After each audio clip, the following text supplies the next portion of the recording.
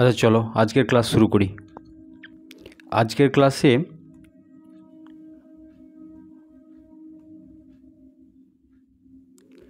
BPSC TRE 4.0 এর set number 3 প্রথম প্রশ্ন কী আছে দেখো। প্রথম প্রশ্ন বলছে যে তুলনামূলক ভাষাবিজ্ঞানের জনক বলা হয়। তুলনামূলক ভাষাবিজ্ঞানের জনক বলা হয় কাকে? William Carey, William Jones, Marshman, Gerasim Lebedev, কোনোটিই নয়। William Carey, William Jones, Marshman, Gerasim Lebedev, কোনোটিই নয়। সঠিক উত্তর কী হবে?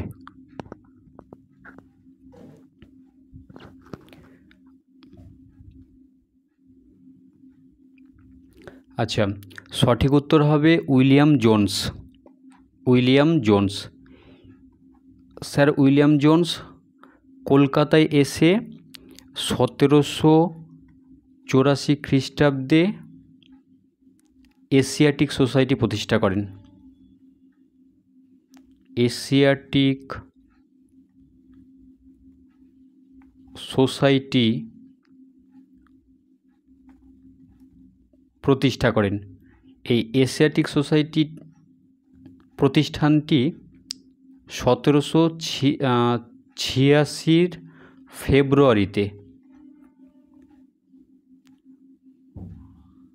ফেব্রুয়ারিতে উদ্বোধন করেন। এই উদ্বোধনীর দিনে উইলিয়াম জোন্স একটা বক্তৃতা দিয়েছিলেন।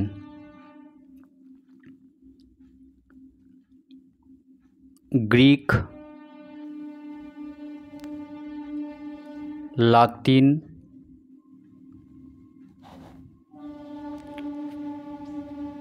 ফার্সি প্রভৃতি ভাষার সঙ্গে সংস্কৃত ভাষার তুলনামূলক আলোচনার উপরে, এবং তিনি দেখিয়েছিলেন যে এই সমস্ত ভাষাগুলোই একই সূত্রে গ্রথিত এবং একই বংশ থেকে উদ্ভূত। পরবর্তী ক্ষেত্রে ইউরোপীয় গবেষকরাও এই ধারণাটাকে সত্য বলে প্রমাণ করেন। সেই থেকেই উইলিয়াম জোন্সকে ভাষাবিজ্ঞানের জনক বলা হয়। আচ্ছা, পরের প্রশ্ন কী আছে দেখো। পরের প্রশ্ন বলছে যে নিম্নের যে বর্গটির বর্ণকে কণ্ঠবর্ণ বলা হয়। আচ্ছা, যে বর্গটির বর্ণকে কণ্ঠবর্ণ বলা হয়। আচ্ছা, ক বর্গ, চ বর্গ, ট বর্গ, ত বর্গ, প বর্গ। ক, চ, ট, ত, প। উত্তর করো।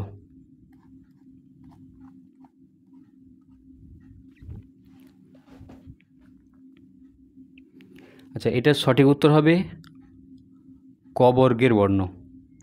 কণ্ঠবর্ণ হচ্ছে ক বর্গের বর্ণগুলো। পরের প্রশ্ন কী আছে দেখো। আচ্ছা, পরের প্রশ্ন হচ্ছে পার্শ্বিক ব্যঞ্জনধ্বনি কোনটি? পার্শ্বিক ব্যঞ্জনধ্বনি কোনটি? তালব্য স, মূর্ধন্য স, দন্তু স, হ, ল। তালব্য স, মূর্ধন্য স, দন্তু স, হ আর ল।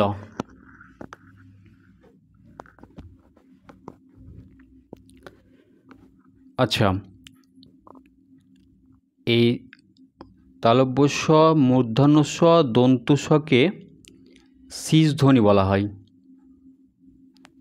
শীষ ব্যঞ্জনধ্বনি।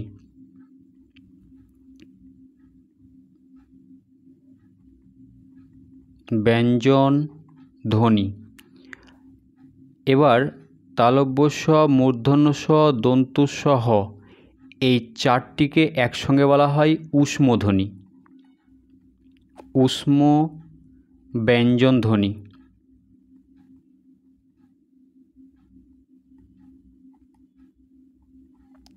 আর এই লটা হচ্ছে পার্শ্বিক ব্যঞ্জনধ্বনি। তাহলে সঠিক উত্তর হচ্ছে ল। পরের প্রশ্ন,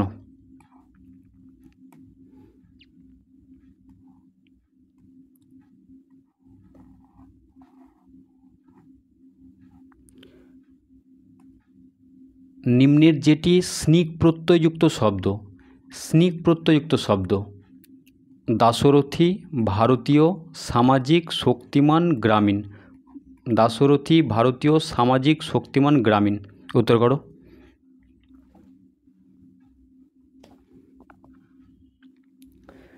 আচ্ছা, এগুলোকে একটু বিশ্লেষণ করে নিই।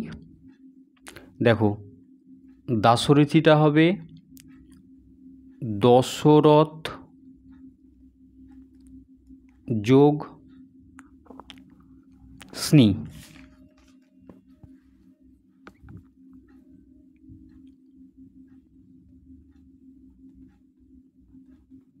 দাশরথী, তাহলে এখানে স্নিক বলেছিল আর প্রত্যয় হিসাবে স্নি পাচ্ছি, তাহলে এই উত্তরটা হচ্ছে না। দেখো ভারতীয়টা, ভারত যোগ স্নিয়, স্নিয়, ভারতীয়, স্নিক ছিল এখানে স্নিয়, তাহলে এটা হচ্ছে না। সামাজিকটা দেখো, সমাজ,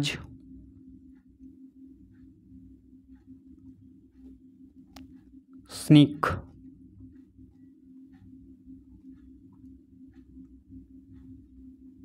তাহলে এই উত্তরটা হওয়ার সম্ভাবনা আছে। পরেরটা দেখো, শক্তিমান, শক্তিমানটা হচ্ছে তোমার শক্তি যোগ মতুফ, শক্তি যোগ মতুফ, তাহলে এটা হচ্ছে না। গ্রামীণটা দেখো, গ্রাম যোগ ইন, ইন প্রত্যয়, তাহলে এটা হচ্ছে না। অতএব সঠিক উত্তর হবে সামাজিক। স্নিক প্রত্যয়যুক্ত শব্দটা হচ্ছে সামাজিক। পরের প্রশ্ন, আচ্ছা এখানে বলছে দয়া ও ক্ষমা হলো ক্রিয়াবাচক বিশেষ্য, সংজ্ঞাবাচক বিশেষ্য, জাতিবাচক বিশেষ্য, গুণবাচক বিশেষ্য, একের অধিক। ক্রিয়াবাচক বিশেষ্য, সংজ্ঞাবাচক বিশেষ্য, জাতিবাচক বিশেষ্য, গুণবাচক বিশেষ্য, একের অধিক। সঠিক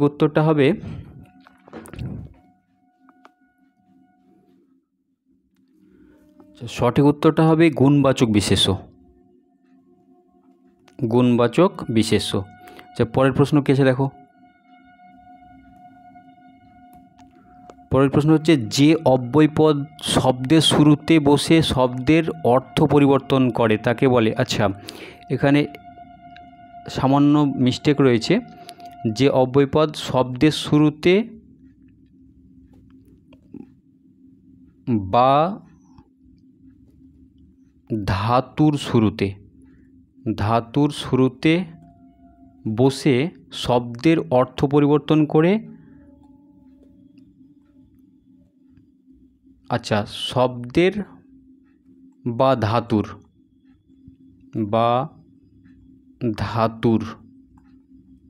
অর্থ পরিবর্তন করে নতুন শব্দ বা ধাতু তৈরি করে, তাকে বলে বিভক্তি, প্রত্যয়, উপসর্গ, অনুসর্গ, নির্দেশক। তাহলে কী দাঁড়ালো, যে অব্যয়পদ শব্দের শুরুতে বা ধাতু শুরুতে বসে শব্দের বা ধাতুর অর্থ পরিবর্তন করে নতুন শব্দ বা ধাতু তৈরি করে, তাকে বিভক্তি বলা হয়, প্রত্যয় বলা হয়, উপসর্গ বলা হয়, অনুসর্গ আর নির্দেশক। আচ্ছা এটার উত্তর কী হবে দেখো,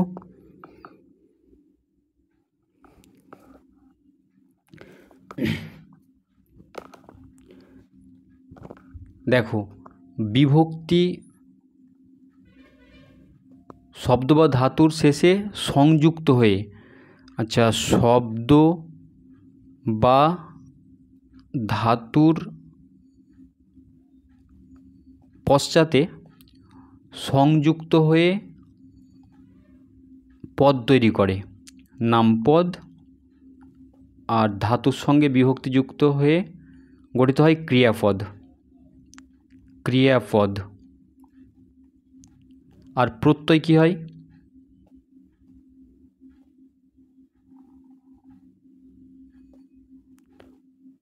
প্রত্যয়ও বিভক্তির মতোই শব্দ বা ধাতুর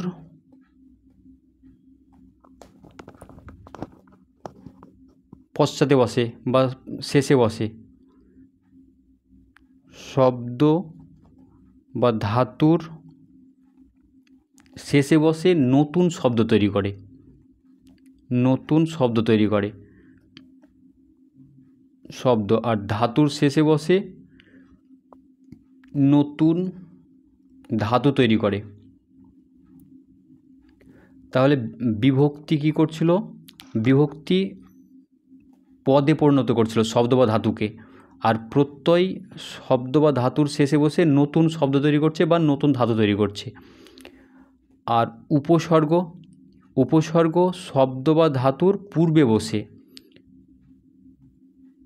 শব্দ বা ধাতুর পূর্বে বসে নতুন শব্দ গঠন করে।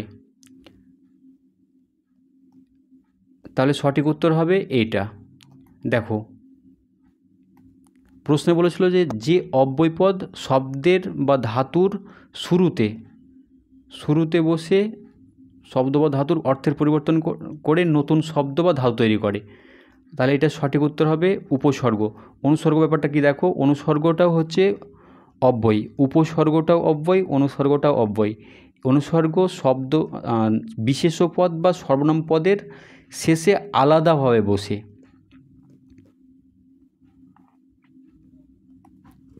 আচ্ছা, বিশেষ্য পদ বা সর্বনাম পদের শেষে আলাদাভাবে বসে শব্দ বিভক্তির কাজ করে, তা হচ্ছে অনুসর্গ। আর নির্দেশক হচ্ছে তোমার বিভক্তি বা প্রত্যয়ের মতোই শব্দের শেষে বসে, হ্যাঁ, তবে এটা পদ বা নতুন শব্দ গঠন করে না, এটা বচন নির্দেশ করে, তাই নির্দেশককে বচন নির্দেশকও বলা হয়। আচ্ছা, পরের প্রশ্ন কী বলেছে দেখো। এখানে বলছে যে নিম্নের যেটি বিদেশি উপসর্গযুক্ত শব্দ প্রখ্যাত, অপব্যবহার, হেডপণ্ডিত, অনুরাগ, বিজ্ঞান। বিদেশি উপসর্গ জানতে চেয়েছে। প্রখ্যাতকে যদি বিশ্লেষণ করো তাহলে প্র উপসর্গ পাচ্ছ, তাহলে খ্যাত মূল শব্দ আর প্রটা হচ্ছে উপসর্গ, এখানে প্র পাওয়া গেল। আচ্ছা, এখানে ব্যবহার, অপব্যবহার, অপ পাওয়া গেল। আচ্ছা, হেড পণ্ডিত, পণ্ডিত হেড পণ্ডিত, এটাই হচ্ছে বিদেশি উপসর্গ, অর্থাৎ সঠিক উত্তর হবে হেড পণ্ডিত। পরেরটা তবু আমরা দেখে নিই।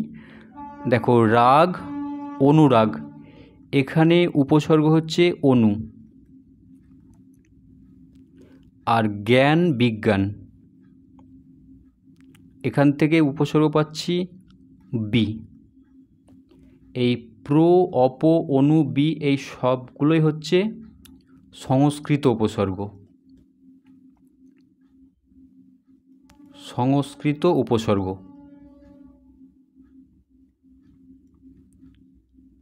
আর হেড পণ্ডিতটা হচ্ছে বিদেশি উপসর্গ। আচ্ছা, পরের প্রশ্ন হচ্ছে অপিনিহিতির অর্থ। অপিনিহিতির অর্থ কী?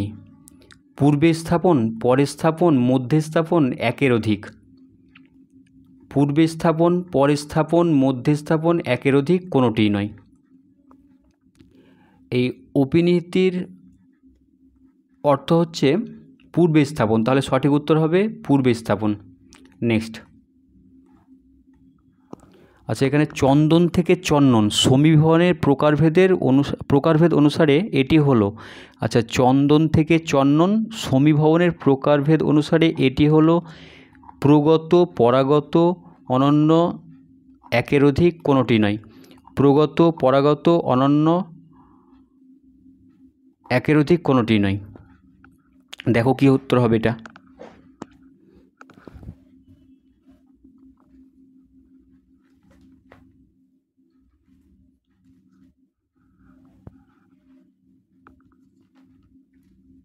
আচ্ছা, এটার সঠিক উত্তর হবে প্রগত সমীভবন।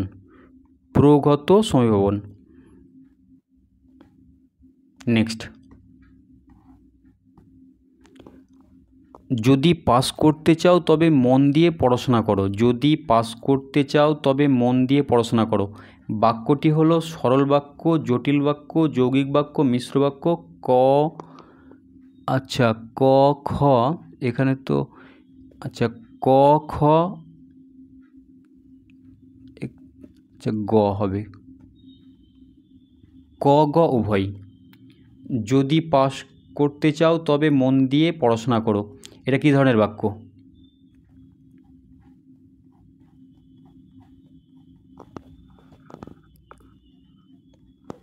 এটা হচ্ছে তোমার জটিল বাক্য। পরের প্রশ্ন দেখো, এখানে লামযোগে গঠিত হয় ক্রিয়ার কোন কাল? আচ্ছা, লামযোগে গঠিত হয়, লামযোগে গঠিত হয় ক্রিয়ার কোন কাল?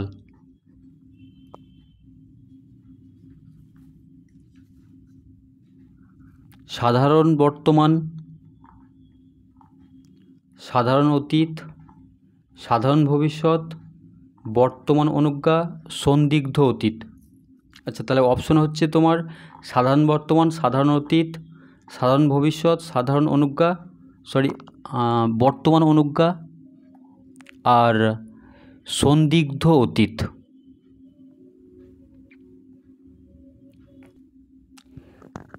এটার সঠিক উত্তর হবে সাধারণ অতীত, সাধারণ অতীত বা নিত্য অতীত। পরের প্রশ্ন বলছে, যেটি যোগগুরুর অর্থে ব্যবহার হয়েছে, যেটি যোগগুরুর অর্থে ব্যবহৃত হয়েছে। পঙ্কজ, মণ্ডপ, কুশল, হরিণ, করণীয়। পঙ্কজ, মণ্ডপ, কুশল, হরিণ আর করণীয়। উত্তর করো।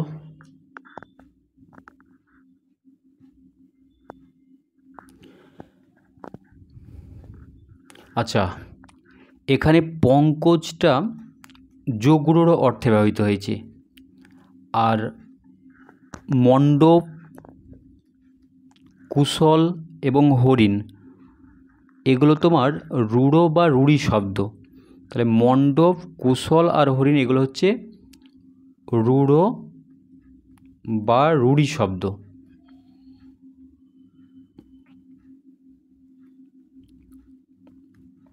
রূঢ়ি শব্দ। আর এই করণীয়টা হচ্ছে যৌগিক শব্দ। আচ্ছা, পরের প্রশ্ন কি আছে দেখো, এখানে বলছে পেটের জ্বালা বড় জ্বালা, এটার মূল ভাব জানতে চেয়েছে। নষ্ট, অনুগ্রহ করা, জ্ঞান লাভ করা, ক্ষুধা, একের অধিক। আচ্ছা, নষ্ট, অনুগ্রহ করা, জ্ঞান লাভ করা, ক্ষুধা, একের অধিক। কী হবে উত্তর?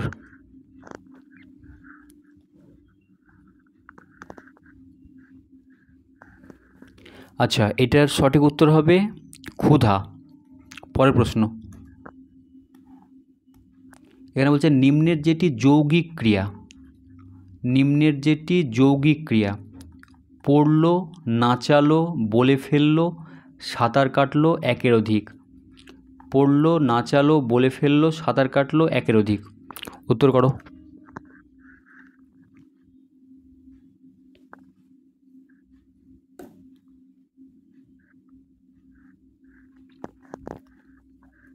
আচ্ছা, এখানে পড়লোটা হচ্ছে মৌলিক ক্রিয়া, পড়লোটা হচ্ছে মৌলিক ক্রিয়া,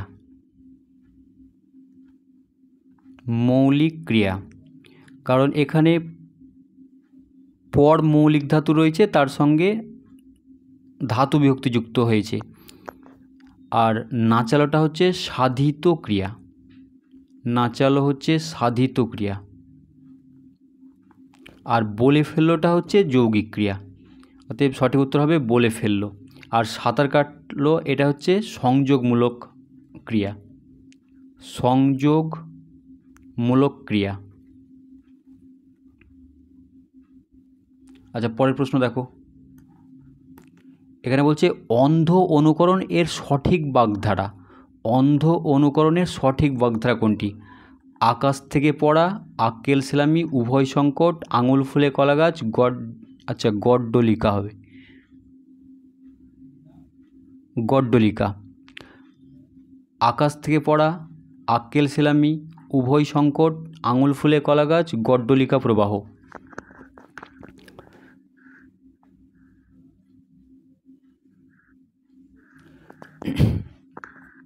এই অন্ধ অনুকরণের সঠিক বাগধারাটা হবে গড্ডলিকা প্রবাহ। তাহলে আকাশ থেকে পড়া কি? আকাশ থেকে পড়া হচ্ছে তোমার অত্যধিক বিস্মিত হওয়া, আর আক্কেল সেলামিটা হচ্ছে বোকামির দণ্ড বা অনভিজ্ঞতার দণ্ড, আর উভয় সংকটটা হচ্ছে দুই দিকেই বিপদ, আর আঙুল ফুলে কলা গাছ এটা হচ্ছে হঠাৎ অবস্থার উন্নতি। আচ্ছা, পরের প্রশ্ন কী আছে দেখো। পরের প্রশ্ন হচ্ছে প্রত্যেক পদের অর্থ প্রাধান্য পায় যে সমাসে। প্রত্যেক পদের মানে পূর্বপদ এবং পরপদ উভয় পদেরই অর্থ প্রাধান্য পায় কোন সমাসে?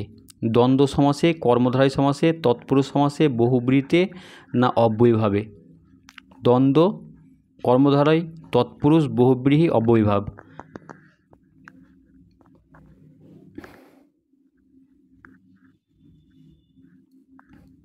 আচ্ছা, এখানে দ্বন্দ্ব সমাসে উভয় পদেরই অর্থ প্রাধান্য পায়, আর কর্মধারা এবং তৎপুরুষে পরপদের অর্থ প্রাধান্য পায়, আর বহুব্রীতে হচ্ছে অন্য পদ, আর অব্যয়ীভাবে হচ্ছে পূর্বপদ। আচ্ছা, পরের প্রশ্ন এখানে বলছে ঘরে বাইরে উপন্যাসের প্রকাশকাল।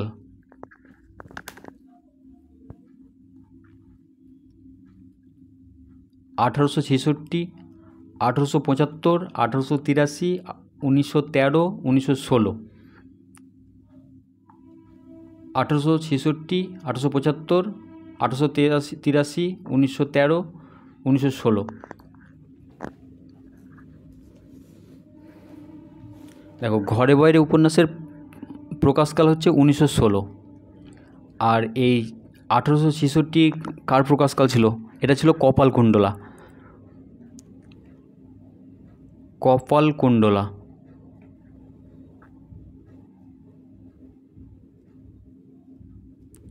আর 75টা ছিল চন্দ্রশেখর, বঙ্কিমের চন্দ্রশেখর। আর 83টা ছিল বউ ঠাকুরানীর হাট, বউ ঠাকুরানীর হাট। আর 1913টা হচ্ছে বড় দিদি। আর 16টা তো ঘরে বাইরে। আচ্ছা, পরের প্রশ্ন। দেবুপণ্ডিত আর ছিরুপাল কোন উপন্যাসের চরিত্র? আরণ্যক, গণদেবতা, চন্দ্রশেখর, চোখের বালি, চরিত্রহীন। আরণ্যক, গণদেবতা, চন্দ্রশেখর, চোখের বালি, চরিত্রহীন।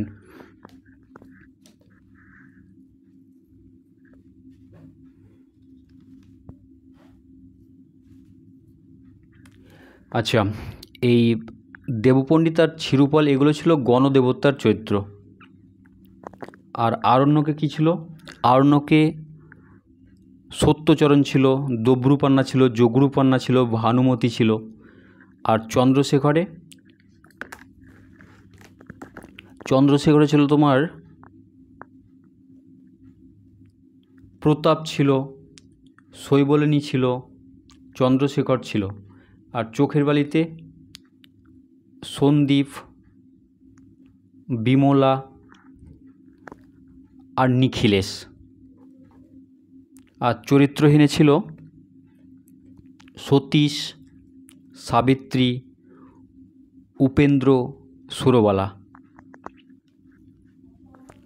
আচ্ছা, পরেরটা দেখো। বলছে নিম্নের কোনটি বঙ্কিমচন্দ্র চট্টোপাধ্যায়ের প্রবন্ধ? আচ্ছা, কোনটি বঙ্কিমচন্দ্র চট্টোপাধ্যায়ের প্রবন্ধ? 15 আনা, সোনার কাঠি, যৌবনে দাও রাজটিকা, সাহিত্যের খেলা, বিড়াল। 15 আনা, সোনার কাঠি, যৌবনে দাও রাজটিকা, সাহিত্যের খেলার বিড়াল।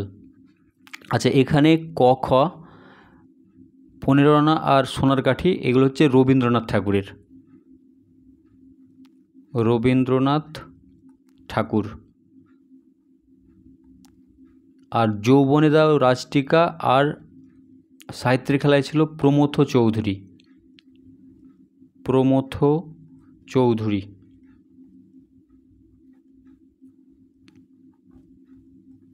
আর বিড়াল ছিল বঙ্কিমচন্দ্রের, অর্থাৎ সঠিক উত্তর হচ্ছে বিড়াল। পরের প্রশ্ন,